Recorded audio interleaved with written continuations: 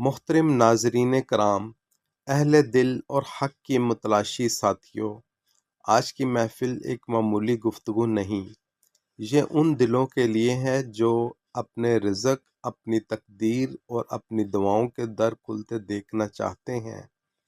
کبھی انسان کی زندگی میں ایسے لمحات آتے ہیں کہ تنگی اس کی روح تک کو جھنجھوڑ دیتی ہے، مگر صوفیہ کہتے ہیں کہ یہی لرزہ رب کے خزانوں کے کھلنے کی پہلی دستک ہوتا ہے۔ رزق ہمیشہ ہاتھ کی محنت سے نہیں، دل کی سچائی اور رب کی طرف جھک جانے سے کھلتا ہے۔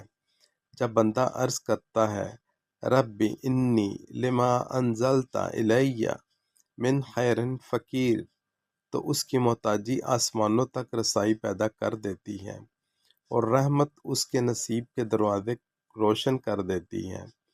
اور آخر میں یہ چند مبارک کلمات، یہ نورانی دعائیں، یہ سب آپ کے لیے ہیں۔ انہیں دل کی گہرائی سے پڑھیں، یقین کے ساتھ پڑھیں اور دیکھیں کہ رب کیسے تنگی کو آسانی اور خوف کو سکون میں بدل دیتا ہے۔ سورہ سبا میں ہے وَهُوَ خَيْرُ الرَّازِقِينَ، اور وہی سب سے بہترین رزق دینے والا ہے۔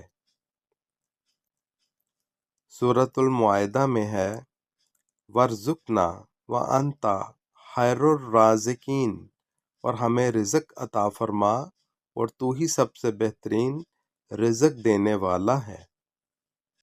سورہ انبیاء میں ہے رَبَّهُ أَعَنِّي مَسَّنِّيَ الضُّرُّ وَأَنْتَ أَرْحَمُ الرَّاحِمِينَ، اے میرے رب، مجھے تکلیف نے گھیر لیا ہے اور تو سب رحم کرنے والوں میں سب سے زیادہ رحم کرنے والا ہے۔ سورۃ القصص میں ہے ربی انی لما انزلت الی من خیر فقیر، اے میرے رب، میں اس بھلائی کا محتاج ہوں جو بھی تو میری طرف نازل فرمائے۔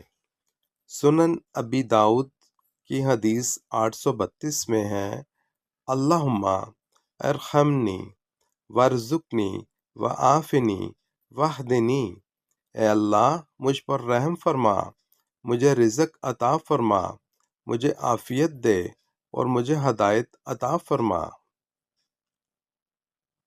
ترمذی شریف کی حدیث 284 میں ہے اللہم اغفر لی وارحمنی واہدنی واجبرنی وعافنی وارزقنی وارفعنی، اے اللہ مجھے معاف فرما، مجھ پر رحم فرما، مجھے ہدایت دے، میرا ٹوٹا دل جوڑ دے، مجھے عافیت عطا فرما، مجھے رزق عطا فرما اور میرا مرتبہ بلند فرما۔